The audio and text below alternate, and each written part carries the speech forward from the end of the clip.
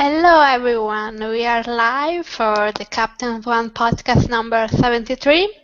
I'm Serena, Savior Out on Tumblr, and these are the people with me today. Hi, I'm Lisa, and I'm You Brought Me Home on Tumblr. Hi, I'm Mai, and I'm Organa Solore. Hi, I'm Michelle, and I'm To the End of the World or Time. Hi, I'm Ro, and my URL is too long. Hi, I'm Shannon, and I'm Mind Your Helm. Okay, we hadn't done this in so long, you guys had forgotten how to go, I guess. No. The alphabet is still the same since the last time we did Yeah, this. I know, I was distracted, okay? You were still thinking about Klaus. Okay. Okay, we can start. First, I'm gonna warn everyone that there will probably be spoilers in this podcast. So if you are not interested in that, you should close this now. If you're there's no probably about it. There's gonna be spoilers. 100% spoilers. If you are interested in spoilers and our opinions on the spoilers, you can continue.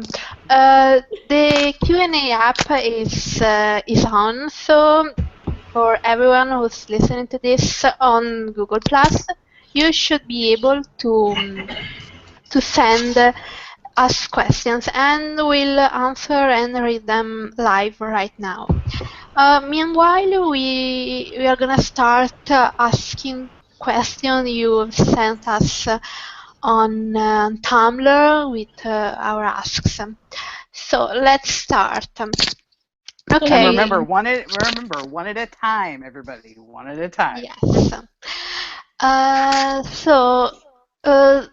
Let's start with some questions about 5A.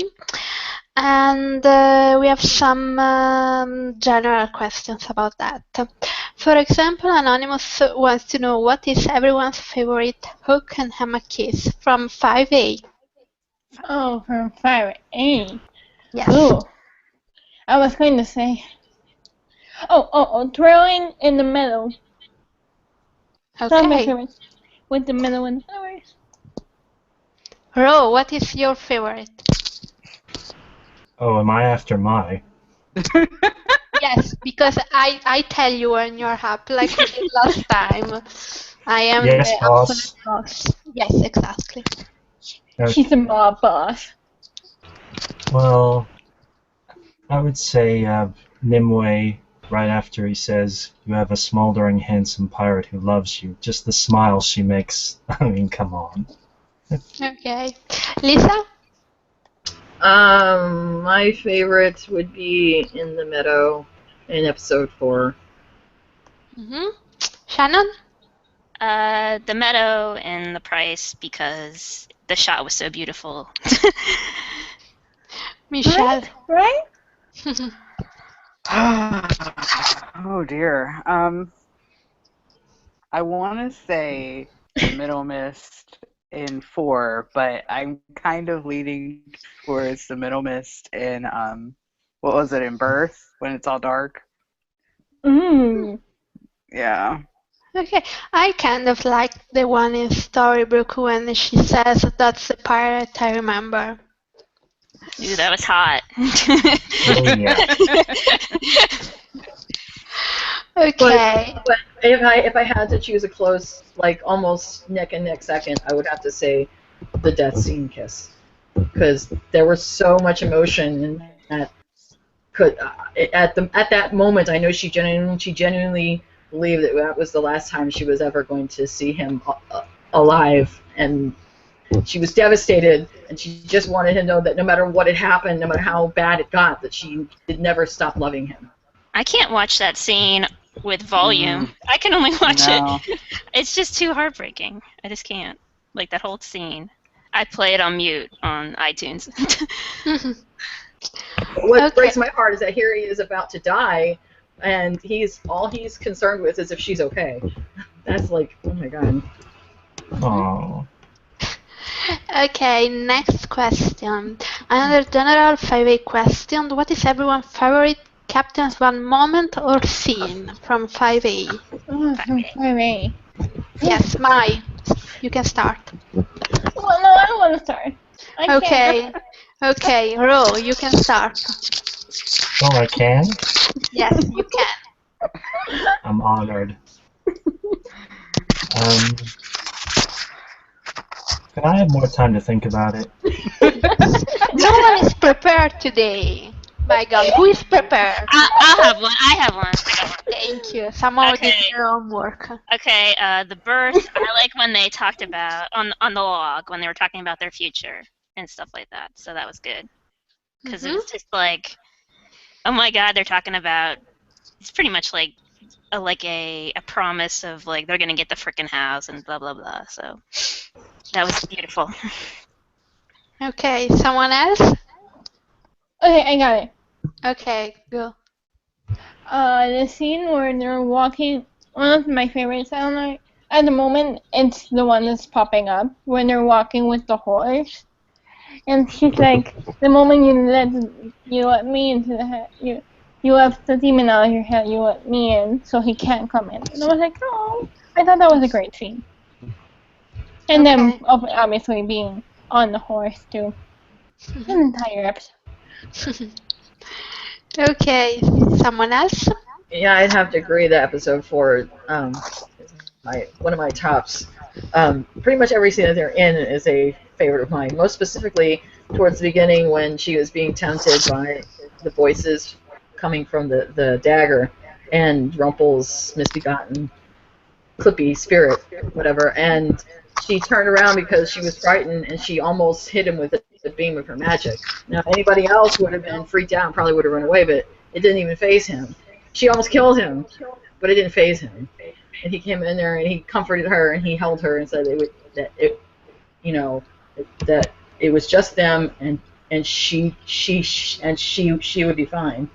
That tells me that there's a level to their relationship because she's able to be so vulnerable in his with him. This is something she wasn't able to be before.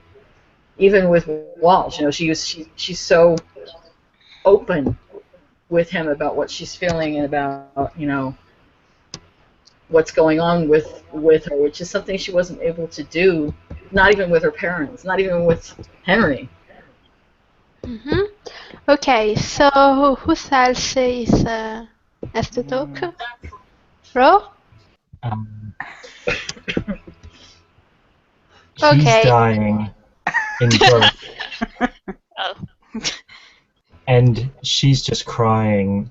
That's not enough for me. I mean, JMO, come on. You gotta love that scene. In fact, I even have a quote for it. Yeah? What's the quote? Okay. Well, actually, my favorite was the one where he gives her the ring. And then I liked the fake date on the Jolly Roger. That was like not super romantic or whatever, but it was interesting and a bit different. So I liked it. I like when she's holding is coming. I mean, it's not happy, but it's such a mirror to Snow holding Charming as the first curse is coming. That I like the parallel. So I think that's right. The one scene that I thought just totally typifies what their relationship is towards the end of 11, where they're in that defining moment. I think all of us were in the same place. She was being strangled, and yes, we knew that she couldn't die, but she was being strangled by Nimue, and here's Killian just standing there staring at her, and we're like, please do something. Don't just stand there, do something. Come on, don't let this happen. And finally he snaps out of it and he makes her stop, and that's kind of when all of us felt it almost like it was such a load off that we felt like we were justified that yes, his love for her is so true that he was able to have enough inner strength to overcome all of that.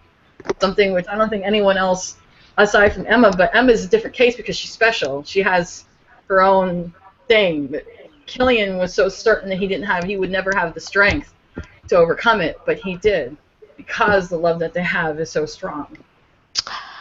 Okay, let's go to the next question from Anonymous. What is everyone's favorite non-Captain Swan scene or arc from I 5A? Yes? I am nothing. I was never nothing. The power you have, I don't need.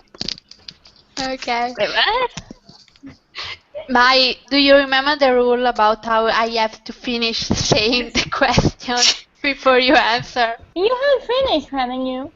I didn't. Anyway, the question was about the favorite not Captain Swan scene from 5A. That is a very good scene. I'm surprised you didn't say that your favorite was Regina is the savior. That was popular, yeah. You want me to pinch you? I will. No, seriously, but actually, what is your favorite scene that or arc that had nothing to do with Hook and Hammer? Oh, I got one. Did you have one? I got one. Yes. I liked the Dark Swan scene with Hook and Henry working together, Mm-hmm. I have. or anything that they were working together. That was just great. I Very love episode. Zelina. Zelina was You're great. ruining my chi. I thought she was amazing in the South season. I wasn't a huge fan previously, but she was really used well in this half season. Anyone else? Other favorite arcs or scenes? Ooh, me. Favorite scene for me is what was it, episode 6, when Charming, Hook, Belle, and Merlin busting into the catacombs of the castle, and Hook doing that lovely twirl of his and beating the crap out of people, and him and Charming having each other's backs, and then Merlin with his yummy magic, because pretty much anything that has Merlin in it, yeah. Merlin. Charming episodes. The charming episode. I love that one so much. Bro? Killian giving Arthur his left hook. Yeah, take that, Shady. Someone else? Did everyone talk? I Yes. am not nothing. Yes. Yeah, that was good. Totally. That was great. That was my favorite moment of the whole arc. Me too. Oh, and Baby Killian. Love Baby Killian. Oh God. Actually, one of my Do not favorite talk Baby about scenes- Emma. Baby Killian. And Baby Emma. One of my favorite scenes that had absolutely nothing to do with them, but it was actually more for the comedic effect, was in the first episode when they were showing a flashback of Arthur, Lancelot, and I can't remember who, and Percival. They were journeying towards Excalibur. They finally found it, but Kay was there first, and he goes to pull it out. They're like, "No, wait!" And then he turns into a thing of dust, and Lancelot kind of looks and goes, "It's your turn." You're like, Your turn. Okay, your turn. That whole deadpan effect was really funny. Mm-hmm. Okay, some other favorite arcs? Do you have any? Anything that had to do with Lancelot. Charming. I Charming. love Lancelot the way everybody else loves Merlin. I love them both. Yeah, you can love Merlin both. Why shady. choose? She wasn't that shady. Come on.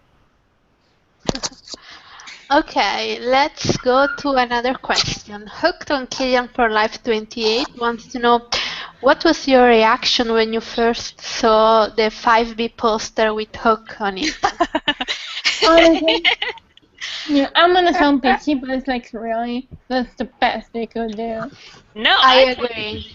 I agree with I pointed and laughed because it just like I knew who was gonna just start bad mouthing that.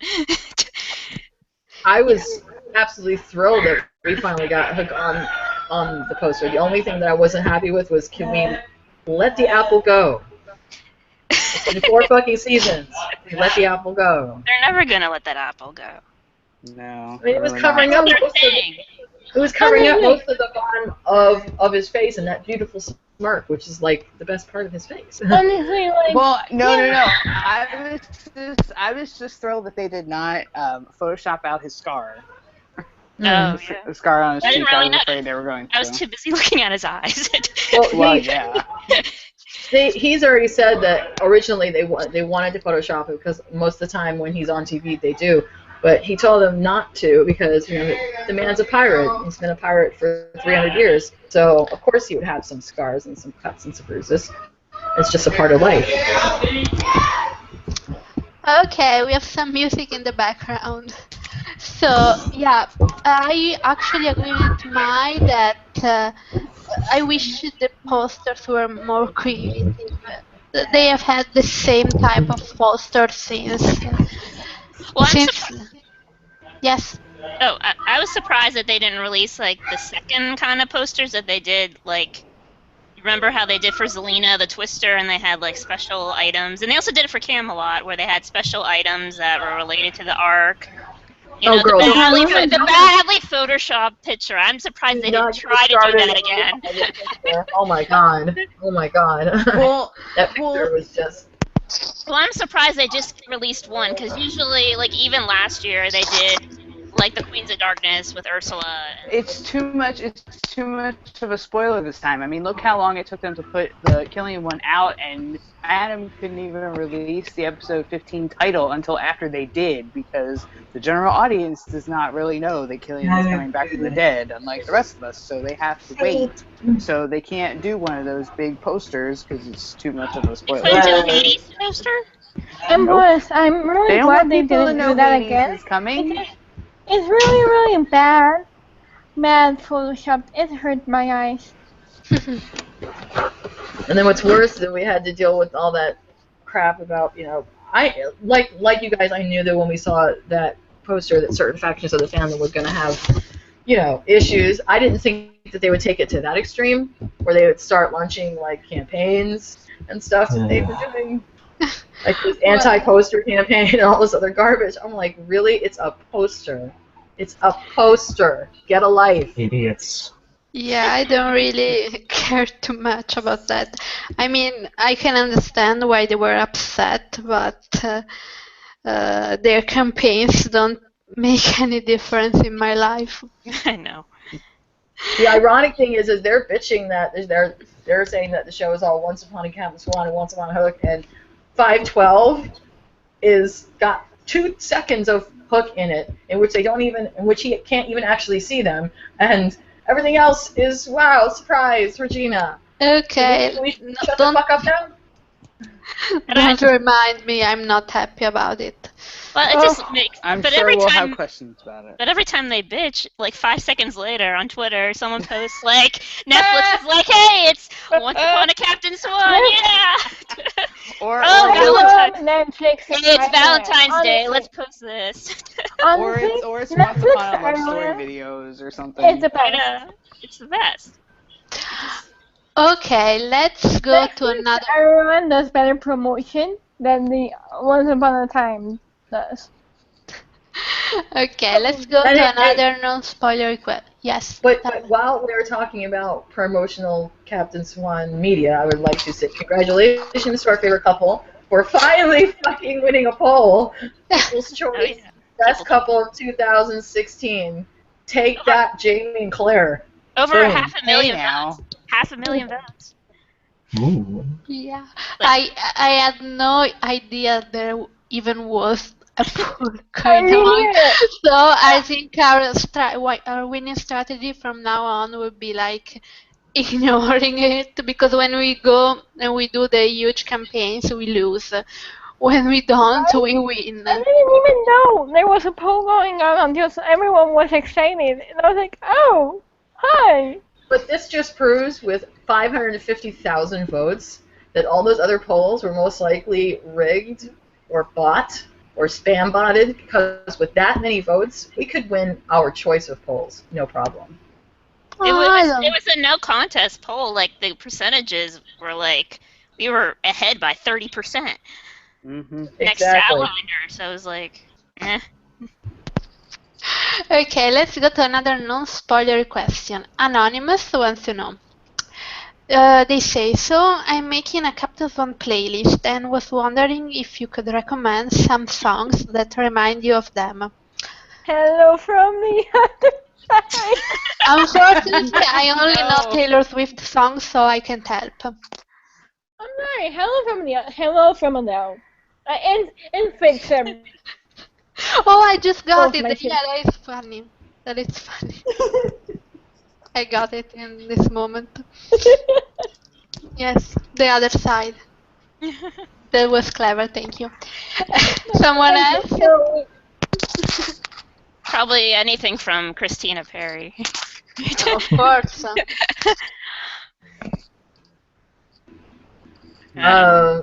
Timeless, obviously. Yeah. Probably some sea shanty songs. The Forgotten by Green Day. That's my favorite Captain Swan song. Oh, I have a 4-hour-long playlist of Captain Swan songs on my laptop. I am. Let's see. Dust to Dust and Everything I Do It For You by Brian Adams. That song is pretty much, that's like the ultimate freaking, and it used to be one-sided at first, but now it's definitely not. But yeah, that's like the ultimate song for them. Other than words, of course. Which is becoming way too literal now. Thanks a lot, Christina.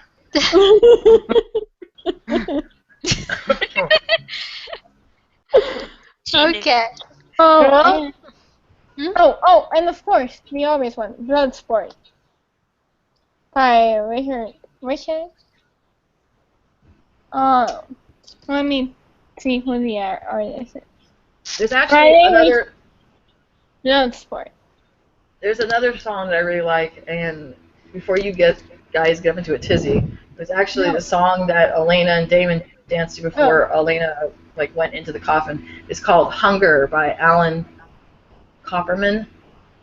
That song's really, really good. Really good. Oh, and All About Your Heart by Mindy Gledhill.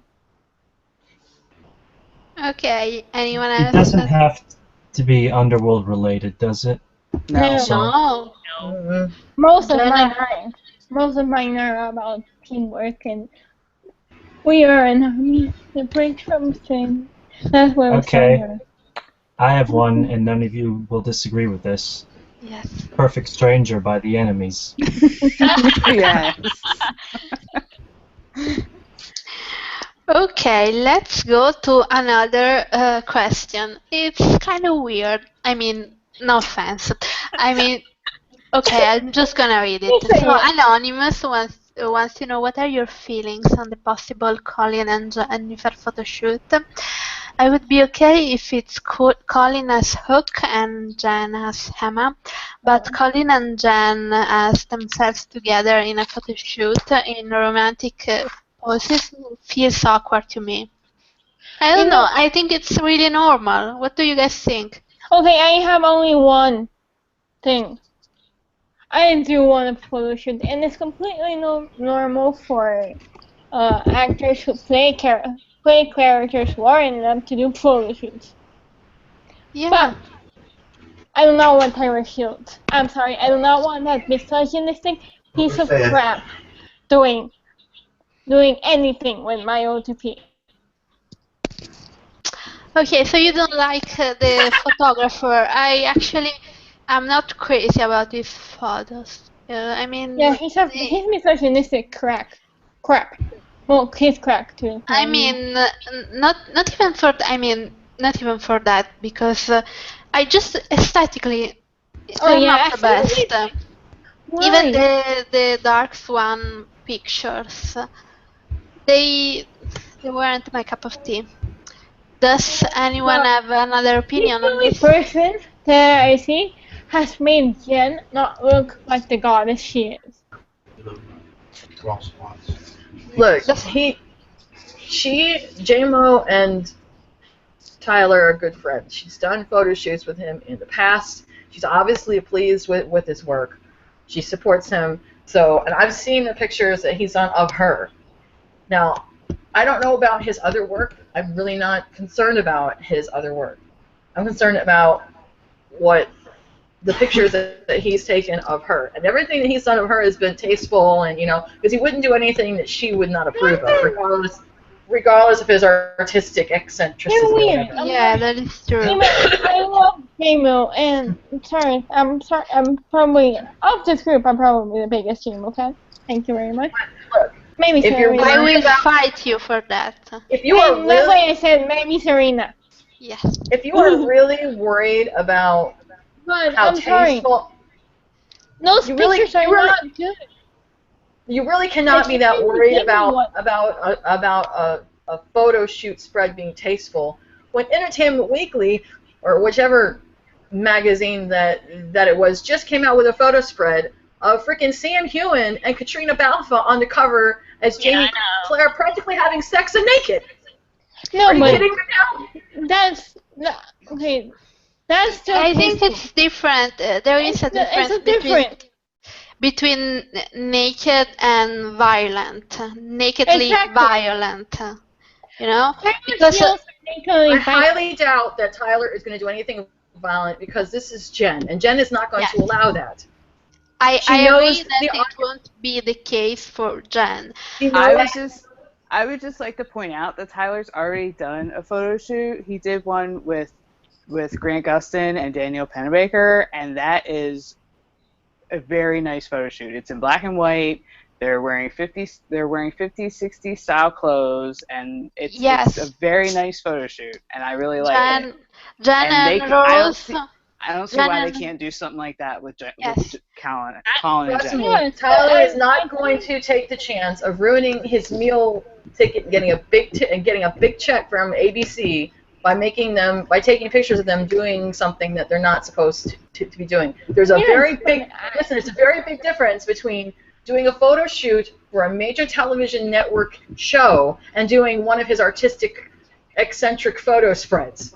Two very separate things. Yeah, Yes, but I can still think he's a trash human being. He has to not only be aware of what the actors want, but he also has to be aware of what the studio wants. And because the studio is owned by Disney and they cater to it, and it's a family show, he can't make it like some nasty, violent thing. It has to be tasteful. Of course, it is going to be tasteful. I'm not even worried about Tyler. My worry is that certain factions are going to get their asses in a tizzy about it, like they did at Fairy Tales, and start complaining and cause problems like they did with Fairy Tales. Yeah, I don't want that to I happen. don't think Tyler cares about them. But Yeah, that Yeah. I agree with. Tyler gives zero fucks about that. and I think yes, of course they're not gonna do this tasteful photo shoot, but the point of view that I don't like this photographer because of what he did in the past, so I don't want him to take pictures of them is a reasonable point of view. On the other hand, yes, his pictures are not always very tasteful, but it's not Terry Richardson. Like, as far as I know, maybe May knows something I don't, but other than Didn't his artistic choices, is not being accused of something, or am I wrong? didn't you just do a photo shoot with her and Rose? They did one together where they were dressed in like 50s dresses, and one of them was holding a suitcase, and one of them had a newspaper or something. Yes, that was the same series that Danielle and Grant Gustin did. Yes. So anyway, I know there are problems with Tyler. I would like to have a photo shoot with them. If they chose a better photographer, I would be happier. Like None the of one, this- Like, okay, like the one here's who the thing. If Jen says a photo shoot, I'm okay with it. But I'm still really, really, like, seriously, Halo Shield. Here's the thing. None of this would even be an issue if ABC would actually do some damn promotional Yeah. photos for the damn show. They haven't done any since season 3. I mean, the picture on the ABC studio panel thing of Jared is 3 years old, and he looks like an 8-year-old boy. It's insane. So it's like, ABC, do some promotional photos for your own damn show.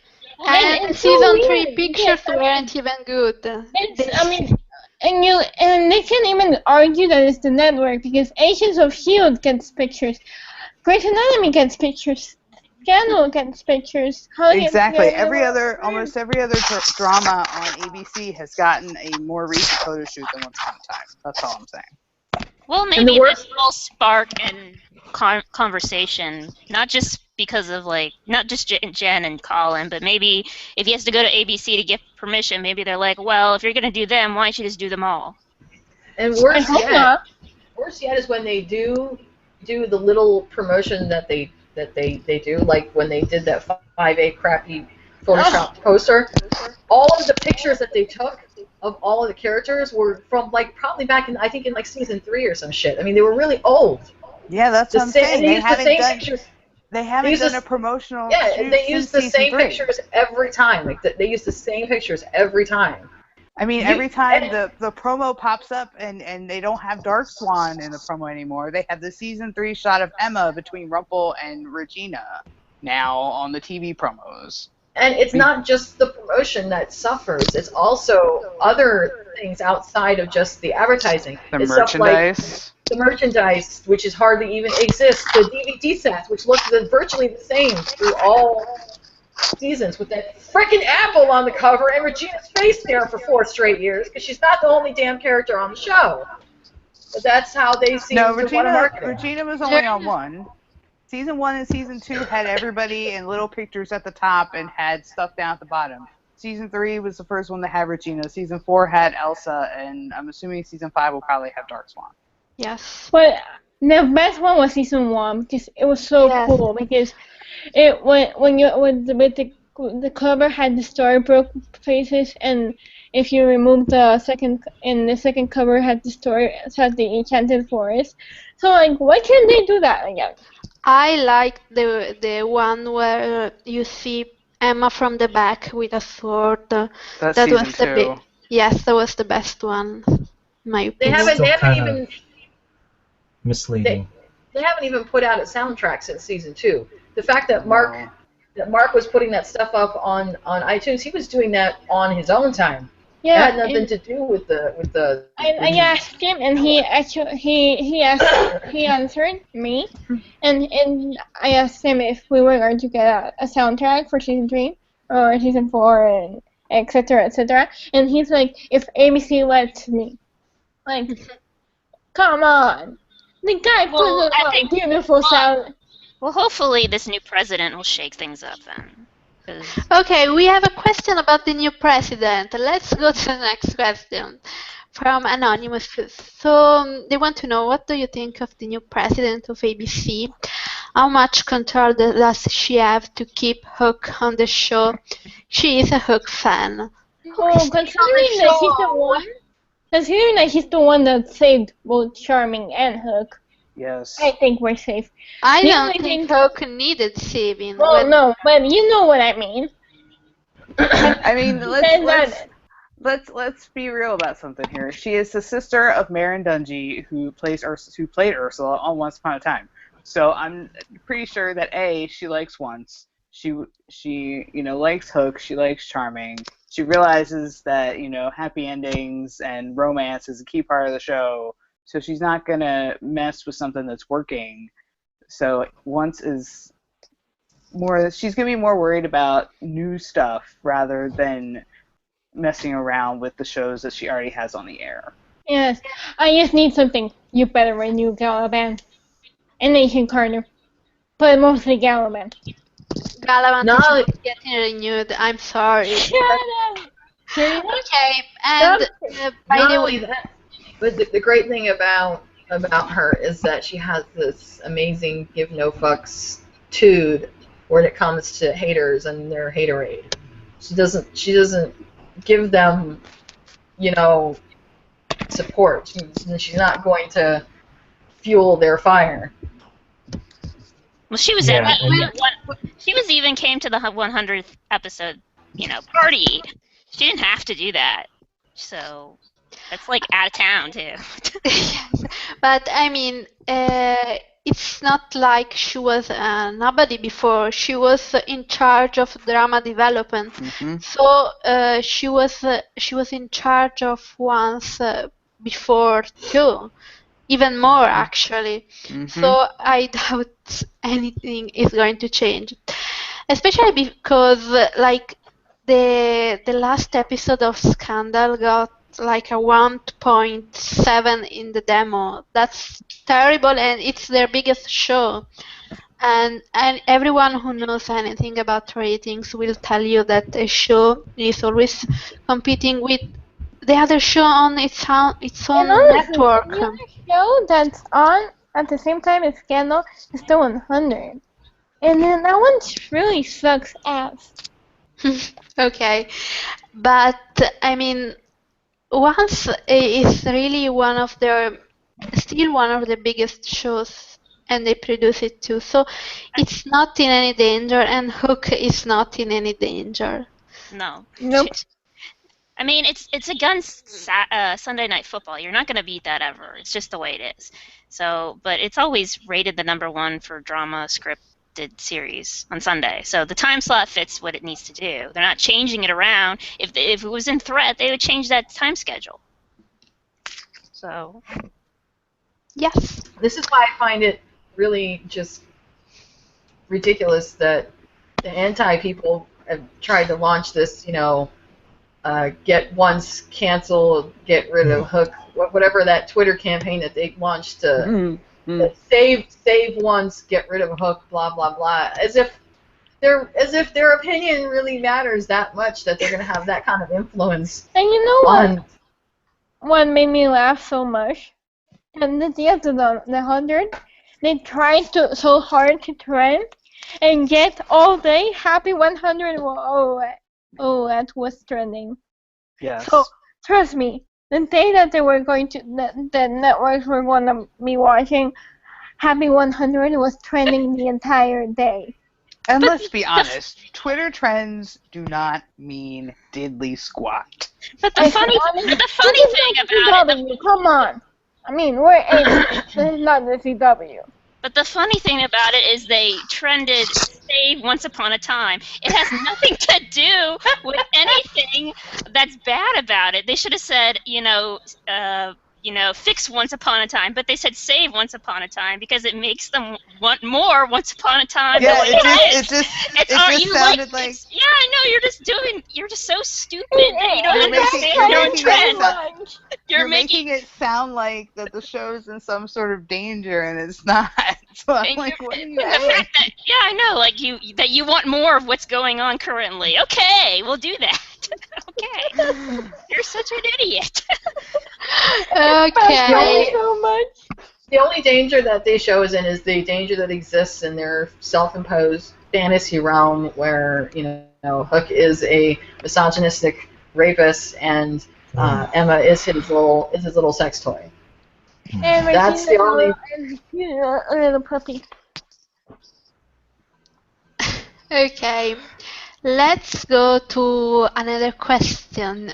So, Anonymous says, for the podcast, this isn't really a question, but can we all just quiet for a minute about how the Captain Swan goodness Jen, I'm sorry, who's Jane, gave us at Comic-Con on Sunday. It made me really excited for 5B. Who is Jane? I don't know what I was thinking. Jane Espenson. Yeah, the writer. Yes.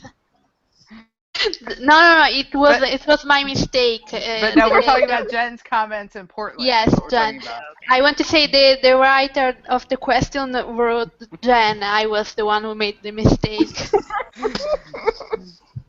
Seriously, Serena, learn to read. But yes, Jen is like the best, and what makes me, I'm thrilled that we got all of the CS goodness we got, but I'm also really, really annoyed that she felt like she had to tiptoe around the question, do you ship Captain Swan And she's like, "Do you see me sweating?" And I'm like, "She shouldn't even have to do that because of I these mean, ridiculous morons who keep antagonizing her whenever she tries to talk about her own freaking storyline." I don't care what she says, we know the truth. She has never been subtle or No. try to hide her ships, not here, not when she was on House. No. So it's like, yeah, She was Cameron's shipper number 1.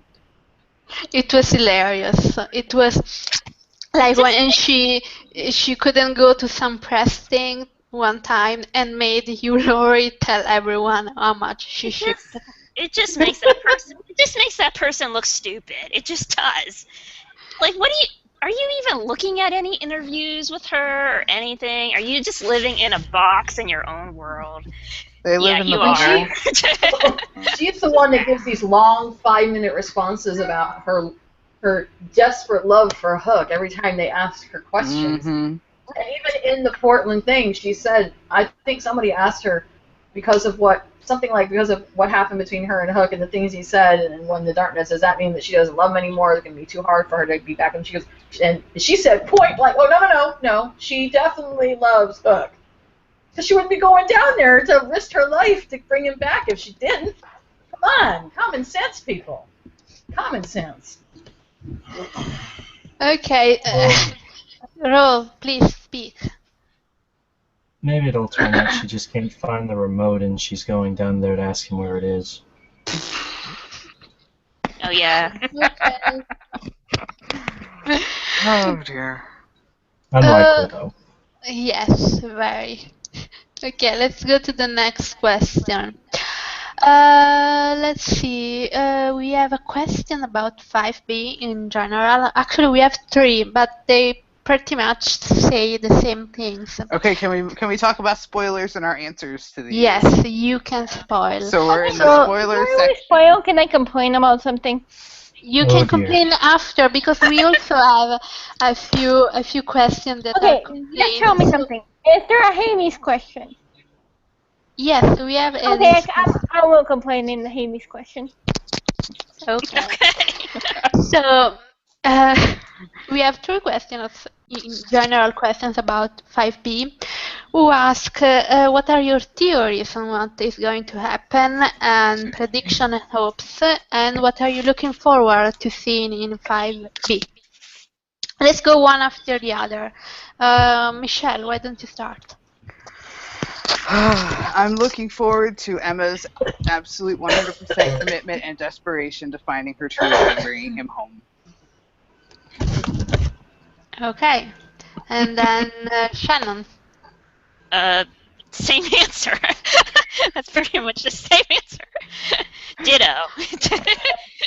Which she said. Bye. That's what she said. Does anyone have a different answer? I knew. Okay. I knew. Okay. Obviously, I am looking forward to what Michelle said, but I'm also looking forward to seeing Mila and Emma scenes. I'm sorry. I know it will probably not work out the way I want it, but I still want to see them interact. Okay. Now, Especially my if they're question to saving you is, what do you want? Do you want them to be jealous catty, or do Oh you want them to God, get along? no! Of course I want them to get along. Hello, they totally would. I mean, seriously, think they they totally would. They totally would, and they would totally turn on Killian, which would be hilarious. I just want them to like kill Rumple. Well, no, that's the thing. That's the thing, though. When I first read that thing from TV Line that said it would be awkward, I'm like, yeah, it's gonna be awkward. It's gonna be awkward for Rumple because he's a giant juice canoe there. I just think it's gonna turn around on him. He's like, here is, your boyfriend's ex-lover, and then there be like, he wants that reaction from them that is awkward, but it's just gonna turn around on him. Mm-hmm. So Yeah, that's because what I want. I don't think either of them would be threatened by the other. No. Mila would be happy that Killian found true love, and Emma would be happy because he knows how much Killian loved Mila. probably unlike, Mila and Emma, he can get over. They can get over 300-year-old stuff. Yes. I don't even understand why they're immediately jumping to this assumption that when she and Neil meet, it's going to be all catty and bitch fights and stuff. That's not what this is about. Eddie had said point blank that when they go down there, that her goal is, of course, to get Hook out. And yes, I agree with what Michelle said. This is primarily what I want to see. But it starts off that way. But what they're going to see is that as heroes, they also have the opportunity to make amends with some people that they've had issues with in the past and help these people to move on, like Regina with Cora and Rumple and Pan and James and David and now with Mila. Mila is primarily there because I'm pretty sure because of Rumple and the past that they share together. I mean, I would like to see. I would like to see Killian there so they could put that to bed too, because I feel that's like a big thing for him. He's been fighting, he's been fighting to put her to rest for 300 years, and if she was able to tell him it's okay, you can move on, I think that'd be such a weight off of his shoulders, which is why I am so, oh my god, I can't wait to see episode 15, because as much as he wants to hear it from Mila, I think it's more important for him to hear it from Liam. This whole rabbit hole that he's been in started with Liam and that loss. And if he can find some way to get closure with what happened to, because I'm telling you, he has spent 300 years blaming himself for what happened to his brother. And if he and Liam can come to terms on that, and Liam can move on and help Killian to move on too, that, oh my god, I want to see this so bad, and I want to see him meet Emma and Harry and all of it, and oh my god. You know what I really, really want to see? I want to see James and David double the Dallas. It's Doublemint gum time. Double Dallas. I think we're gonna get that sooner than we think. Yes, I know. I'm a kid. I think we get in next week's episode. They have a mix-up. Like, oops, I'm so excited for that. Because I think they split up, and then when they reunite again, they're like, "Oh, hey, David, no, you're James," or something. Well, no, if I'm reading the spoilers correctly, I think James plants one on Snow. Ooh. And that's when they figure out that that's I not thought David. it. Well, no. Well, I think didn't the spoilers say that James tasers David, knocks him That's out, later. and That's ties not him up 12, that's later. No, so that he that's can much take later. his place That's and leave? episode 19. In the spoiler, it said that, there's a mistaken identity of somebody. So. Well, I saw another one that heavily implies that that the mistaken identity comes when James kisses Snow. I thought it'd be like the other way around, where she kisses him, and then he's like, "Ooh, I like this," and he keeps kissing her, and he doesn't tell her, Well, I don't know who kisses who, but there is a kissing involved. Well. Nice. That must have been so much fun for Ginny and Josh to play. Yes. The only other Especially if he slaps him. I'm really excited about seeing Greg German and how he's going to portray Hades. I just hope that they at least shelled out enough dollars for the CGI effect to not look like shit. Because I'd rather not see the blue hair look. Okay, thank you for giving me the opening to complain. Actually, the opening is the question about Hades that I'm gonna read now. That is the opening. Okay. Anonymous says, OMG, they actually made Ed's hair blue. Thoughts? Yay! Are you It so is terrible. It is atrocious. It is disgusting. Okay, let's... Mai, please speak. I mean, come on. Okay, I knew we weren't going to go meet Pre-Midseason, Haley. I made my peace with that, okay? But seriously, why couldn't we have gotten an amalgamation of both? Like, we really have to pull out the blue hair. Like, I didn't mind it being more Disney ladies, but why the fuck the blue hair? It looks this horrible, and really, it just doesn't fit. And I'm like, you're just trying to copy.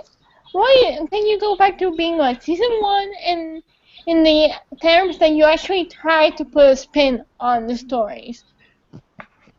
Instead of, oh, I'm gonna just copy from the Disney World. Like, come on. The blue hair, really? Okay, does someone love the blue hair? Me. Full disclosure, Hades is my favorite Disney villain. So I am super, super stoked that he's going to be on the show. And I was petrified they were not going to do the blue hair because I love the blue hair. And when he gets really angry, it turns into orange hair and he like throws the temper tantrum and it goes everywhere and it's awesome. So I don't care if the CGI is bad. It's Once Upon a Time. I'm used to terrible CGI. I accept it as a quirky part of the show I love. So he's not gonna have it the whole time. He can turn it on and turn it off apparently. So it's fine. He's that? Okay, see, that is a little more adjustable. But seriously, I'm still like, ugh. I don't really care. It's just, there.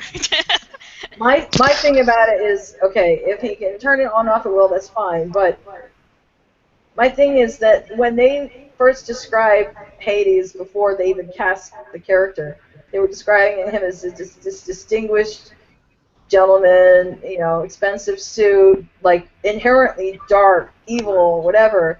And when they showed the preview of Greg German with the blue Hades hair, I was like, you're turning Hades into a joke. How can we be expected to take the character seriously when he looks like that? Acting, dear, Yeah. acting. I'm sure they're going to have him do something sufficiently malevolent that we're going to be like, holy shit, he's really scary.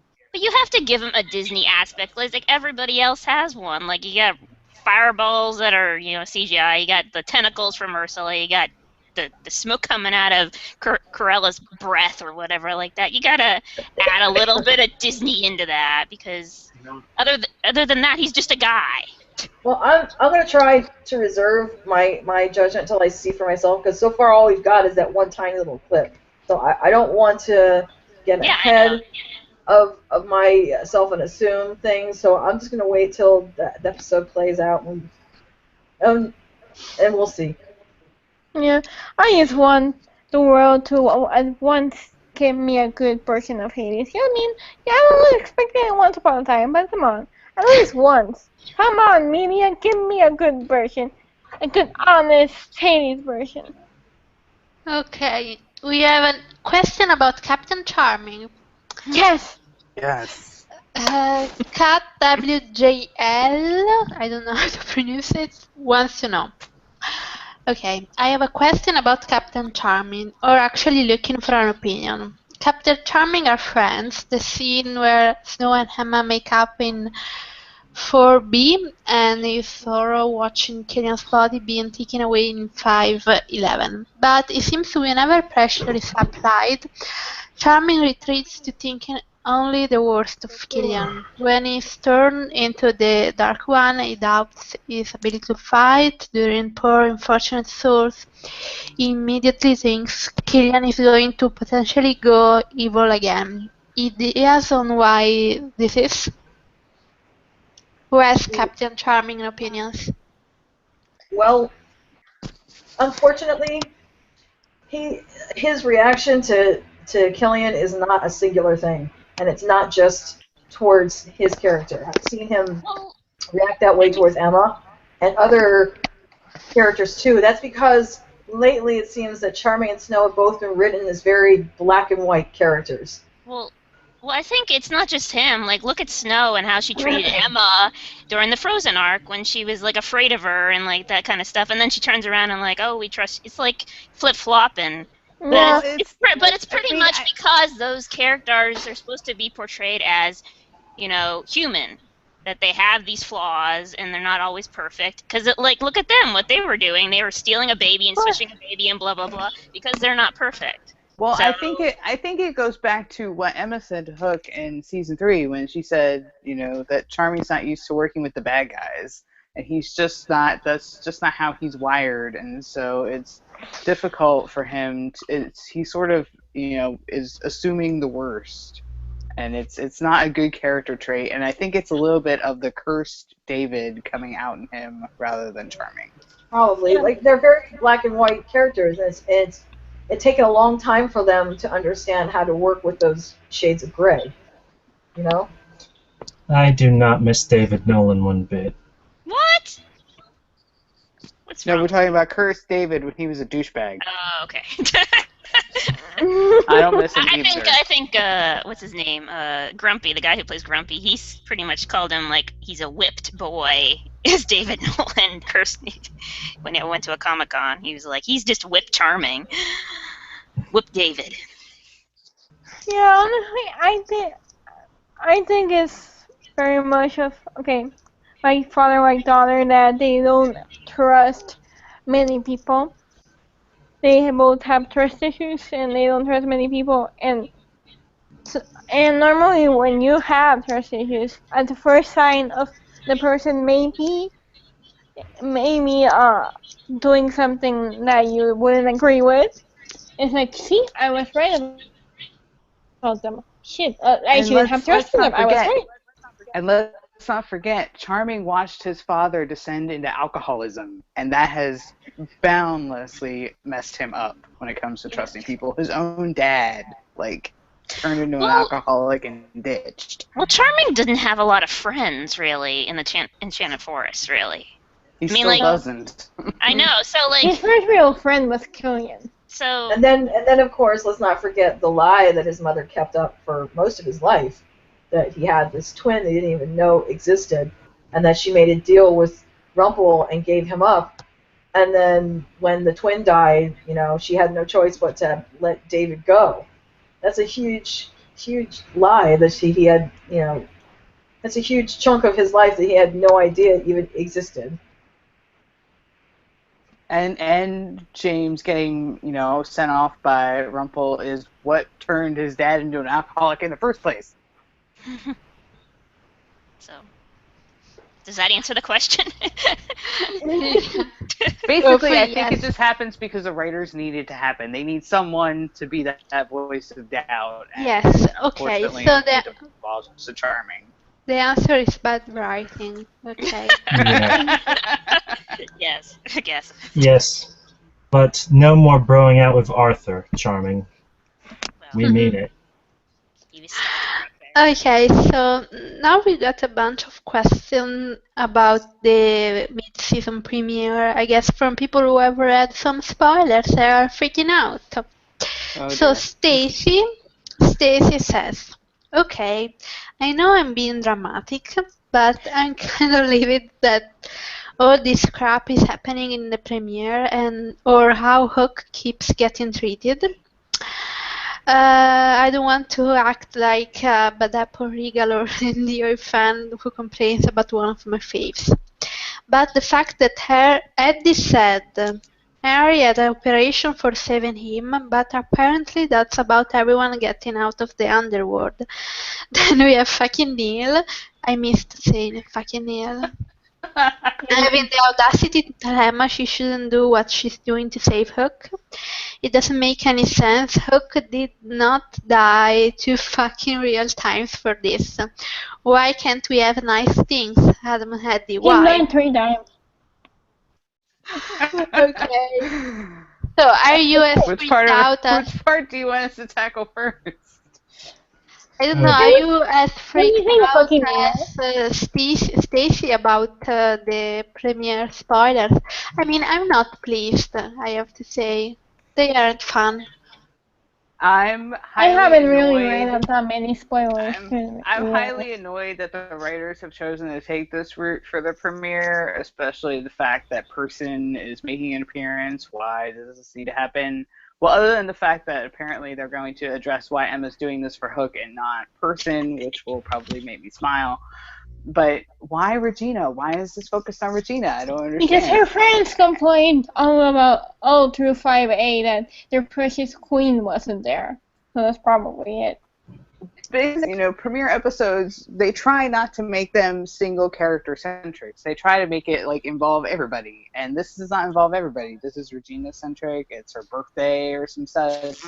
and we're seeing Killian for a grand total of 3 seconds. So Let's see, when here, it's a okay. mission to save him, so I'm like, Okay, why is the this Killian part, constructed I in this kind of manner? get it. I'm not gonna, I don't like it, but I get the Killian part. Because, I mean, I knew we were probably not gonna see Killian much in the premiere because of the whole drama and keeping the suspense thing. But I do have an issue that it's the 100th episode and it's all about fucking Regina. I didn't expect them to find him in the 100th episode. I did expect there to be at least one solid scene where he would actually get to speak in an episode that is launching an arc that is to rescue him from death. And he doesn't even speak. There's It's no not even- dialogue. It's not Well, even just that. I mean, the fact that this is a mammoth episode, this is the 100th episode, and this show has a large ensemble cast. If you're going to have a 100th episode, you need to involve everybody, not just have it focus on fucking one character's stupid birthday that no one gives a shit about. So what? The next time that if Regina 30 years ago had a bad hair day, we have to have a flashback for that too, to relate it to something going on. Come on. This is like... And apparently, Regina's own love interest is pretty much a glorified extra. Pretty much. Poor Sean. What they said, he's basically there chewing scenery. As a matter of fact, I think that's what chewing most of the scenery involves speaking. I don't think he's going to be talking that But much. I mean, He's just there the in rest of them are like background. They're just like making up the background. They might as well not even be there. I feel bad for Queen fans. Now, I do too. As for the Neil thing, I could really give a shit less about Neil being there. I know that there's just one short scene, and it's pretty much going to put to bed all of the lingering, 5 or 10 bagel swanners that might still be out in the world that still believe that there's something there. No. Whoever wrote that article that said that she was his true love or whatever, stop. Just stop. Yeah, just stop. See, that's the thing. TV Line is the haven for the bagel swanners, so he has to try and appease them. That's why it's his article that way. When he tells Look at the comment section. But obviously, when he tells her that she shouldn't go down there, she's going to make it plain. The reason she's going down there is for Hook, and maybe they can finally swan off somewhere and go away. I'm willing to entertain the idea that might not even really be Neil. That it might just be someone that's looking like Neil to keep her eyes off the prize. It's entirely 80s. possible. I think it's funny that they were saying they had to.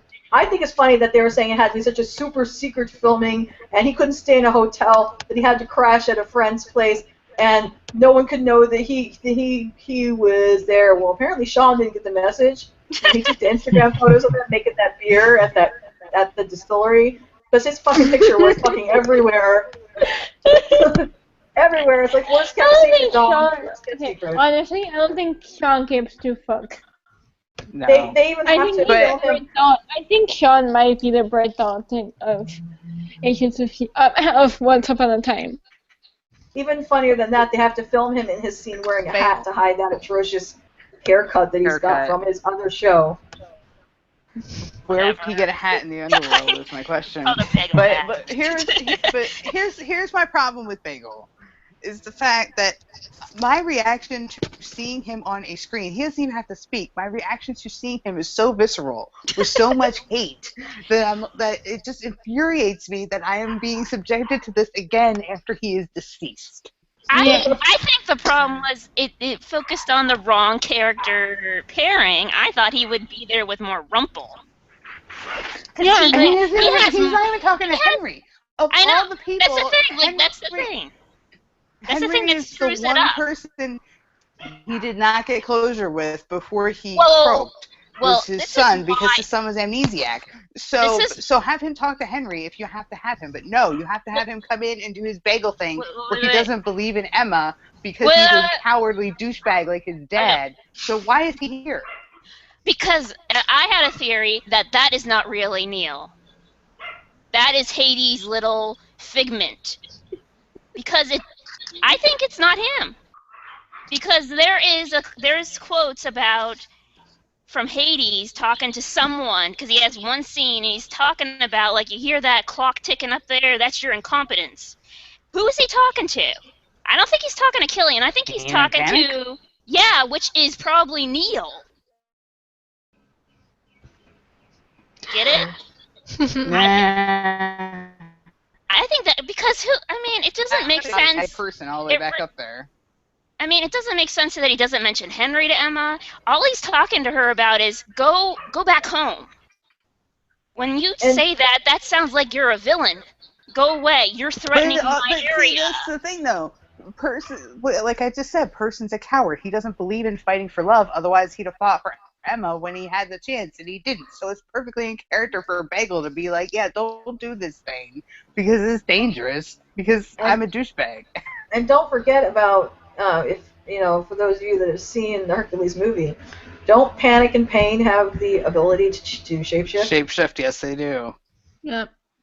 So it's entirely possible that those could be underworld minions of some sort, made up to look like him to ward her off the path. But I think that if it was Pain and Panic, that it would appear in the episode, and nobody mentioned that in the spoilers, like, anywhere. We've had almost every scene spoiled by these people. So, Okay, just so we're clear, Neil is back for one scene, but Yeah, while she's back... I think it's 2 scenes. Okay, One scene while she's back, I'm good. at the beginning, that's it. Okay. Okay, I'm let's indifferent, go really. to... I mean, if they feel this is just because it's the 100th and we don't see him again, well, that's just it. I mean, scheduling. Michael Raymond James just can't do it. Or maybe the writers always had it in their power to bring him back. They simply choose not to. You know what I am pissed about? You don't know what I'm gonna say, right? Oh dear. Fact that they could bring Neo back and her back and the fucking Blind Witch, but they couldn't give us 5 seconds of either of fucking Graham. Yeah, I don't think he's interested in coming back. I I don't mean, think he's interested either, but come on. It doesn't have anything to do with them not wanting him there. Who Believe me, if else they is could have died? him there, they would. It's just if You know who they else could is get... dead?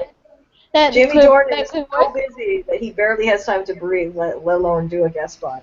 If they could get someone as big as him back, they would. They definitely Yeah, that blew would. their whole budget. Yeah. You know, but you know They who? can't afford Jamie Dornan at this point. Or Sebastian Stan. Okay. Also true. No, but He's you not know dead, who they so we could don't have have to worry about that. who they could have brought back? Ingrid. That's true. Maybe they will, but if she's gone to, if she doesn't have unresolved business, and I don't think she does, Yeah, I don't she think will does be either. wherever Neil is, not in the underworld. Anyway, Yeah. I would let's have go. thought that Merlin would be, the one with unfinished business. They haven't filmed the finale yet, so that's all. And yeah, that's when we're gonna deal with the Camelot crap. Who I hope knows? so. Because them just not being there anymore makes no sense. And I want Arthur to get his ass kicked again. And I want Gwen to get snapped out of the stupid No, spell. they're still there, and my theory is that because Gwen is still enthralled with Arthur with the powder shit, that while everybody else is gone trying to save Hook, they've pretty much left the Camelot crew to their own devices, and you know what Arthur wanted, right? You know what he wanted. He wanted to bring Camelot to this world, so without anybody to stop him, regardless of whether or not he had the sword, when they get back, I have this bad feeling it's going to be a bad day. It's going to be a bad day. Well, we're gonna see a tiny snippet of Storybrooke at some point because Zelina's there to get baby Pistachio, and we're gonna see Belle. So I think if there was something nefarious going on, we know at that point. And I'm pretty sure they're sending Snow back because they had to give Ginny time off to go do her publicity for Zootopia. So I don't know if they'd send Mary Margaret back into a war zone. Well, from what they had said about, once they get there, they realize the toll this will take on the fact that they've left their child behind. That's probably why they sent her back, to be with the baby.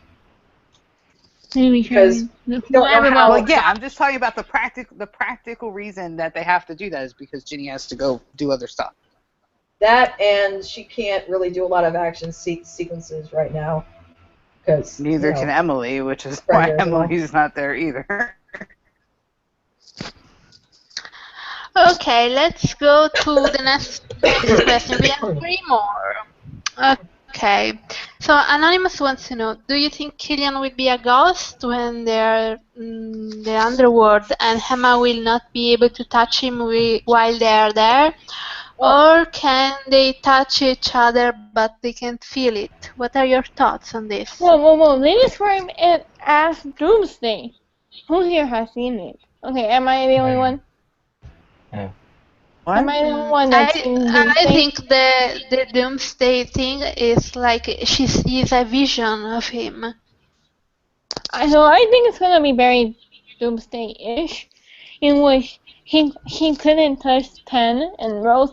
And for those listeners who haven't watched Doctor Who, No. That's just in 512. Oh, Doomsday is just 512. After that, when she finds him, she's going to be able to touch him because Cora's touching Regina in the promo. I'm talking about 511. Or what's the question? Yeah, you know what I mean. The Doomsday scene in 512, which is the bit Emma in front of the grave with the vial, and they can see him, but he can't see them, kind of thing. He's like all burnt up and tortured and stuff. Spoilers are referring to as the Doomsday scene from Doctor Who. But I'm talking about when Emma actually does find him in the Underworld. That I thought the question was asking about the first one. No, it's talking about like the arc. Yes, she will be able to. They will be able to touch while they're in the Underworld because that's the way the Underworld works. Like they're going to be solid while they're in the Underworld. It's if he tried to leave, that it would be a problem. And so they're trying to get around that. Probably not with the heart thing, but it'll be something else. And they'll eventually work around it, and he'll be able to go home and be solid. But while they're there, they're going to be able to touch. They're not going to torture us that way. This is not. Just touch, or I mean, if they get that house, I mean, they could have some private time. I doubt they're gonna have time in the Underworld house, bro. Well. Okay, here. You know what? I really hope it goes better for them than for Orpheus and Eurydice. I'm just saying. I'm sure it will. We're not going to go to all this trouble just to leave him there. Definitely not. He's too important to the show. Okay, let's go. We have 2 last questions. They are both from Cat WJL. Says, I realize this question has probably been asked, but what state do you think Killian will be in when we see him at the end of 512? I have read a lot of theories, but I've not seen my idea. I think we have never really seen Killian be defeated or without any hope. Do you think that is how we will see him? Yes. Along with that. Now, Mandy said that he's in a worse state is when he gets hit by the car, and that's when he's all bruised up and broken ribs and all that stuff. But this is worse. That he's battered, bruised, and burned, like and physically. No Jello. So he's going to be in bad. And that, of course, is going to translate to his emotional state where he's just like dead inside.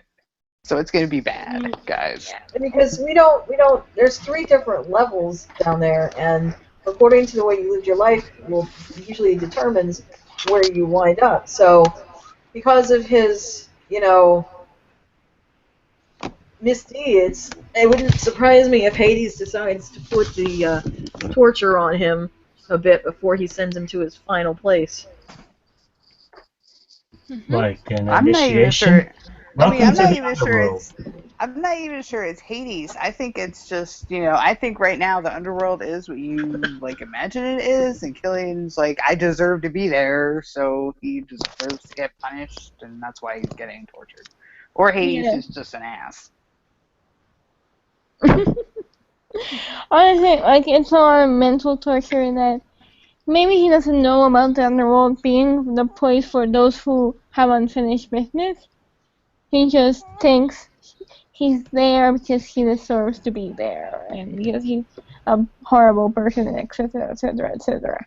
And there's that whole theory that we had when Eduardo may or may not have been misquoted by Leanne that we're gonna see the Dark Swan outfit again, and that this may be a spike in the first situation where he's being mentally tortured by a vision of Dark Swan in episode 13. I'll keep that in mind. So, That may be a thing. So Rumpel doesn't have Dark Swan in his head? Oh, I'm sure he does, but he just don't listen because he don't care. I mean, Rumpel's like, he figured out how to deal with the voices years ago. But it's more powerful if it's Killian being mentally tortured by a vision of Dark Swan. I think, because it reminds me of when Spike got mentally tortured by the first. Okay, let's go to the last question. Most of the theories I read in here have Liam 2.0 as an adult, but I think he would actually be younger than Harry. Killian killed his father just before the curse hit, because he went to Wonderland right after, so Liam 2.0 would have been caught up with the curse and not aged during the 28 years. So would only have aged in the time since the curse is broken. Does it make sense, or am I completely off? Thank you. Bye. No, you make sense. That should be what it is, but I doubt we're ever going to see him again. I One agree. thing. Bye. Well, I'm sorry. My sister was talking to me, so I missed part of the question. The question was about what age Hook's second brother, Liam 2.0, would be now, and the age is about the same as Harry. Younger than Harry, actually. Like 1 or 2 years older than what he was when we saw him. Yeah, I don't think I think he might be 1 or 2 years older, but he's still younger than Henry because of the whole 28-year thing.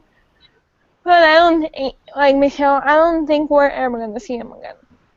I think that was just like a trigger point for Killian to kill his dad.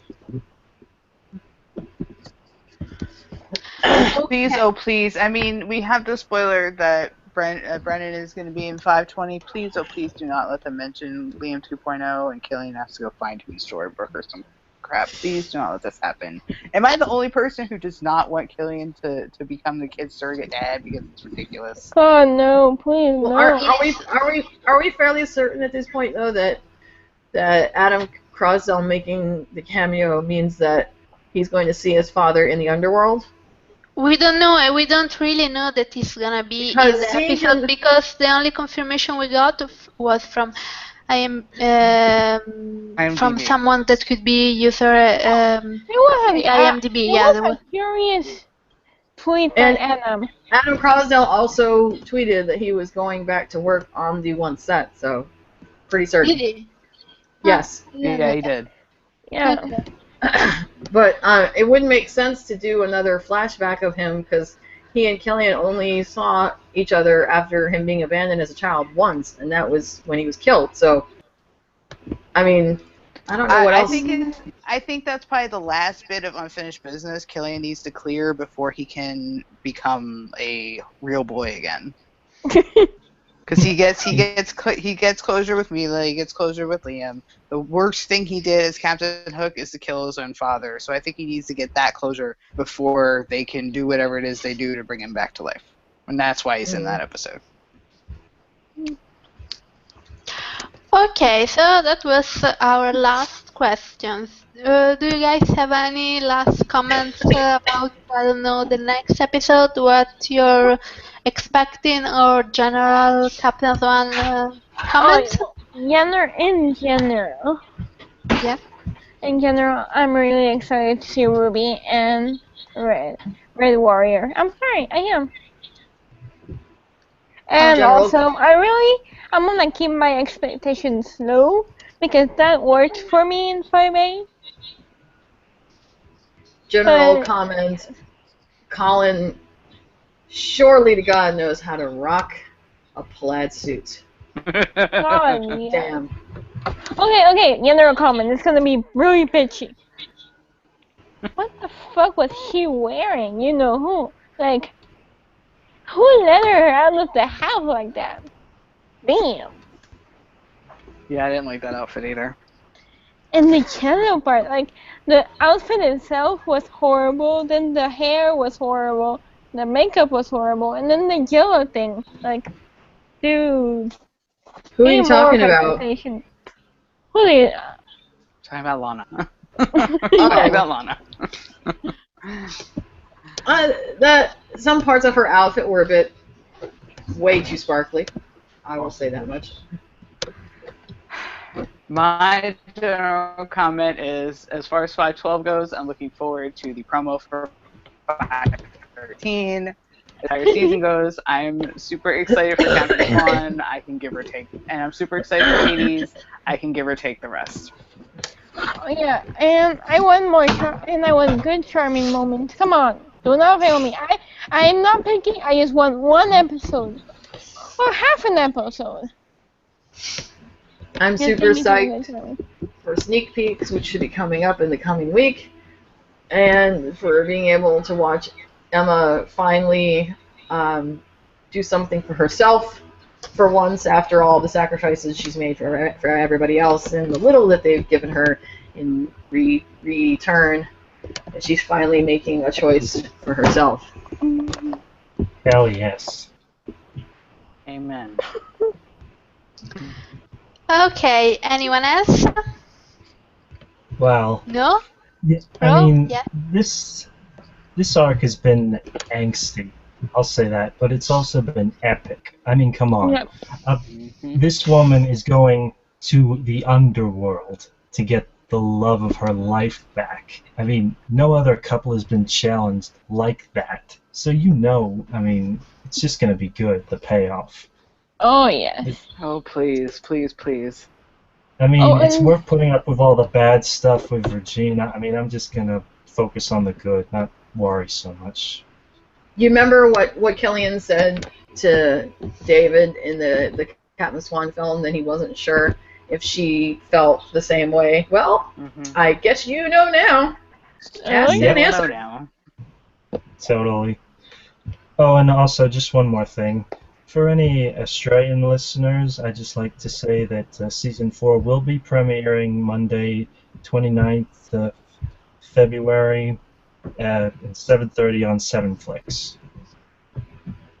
Okay. So if no one else has a last question, I think we can end this Yeah. podcast. Thank you everyone for listening, and we will be back discussing the mid-season premiere in a couple of weeks. Bye. Bye bye. Bye.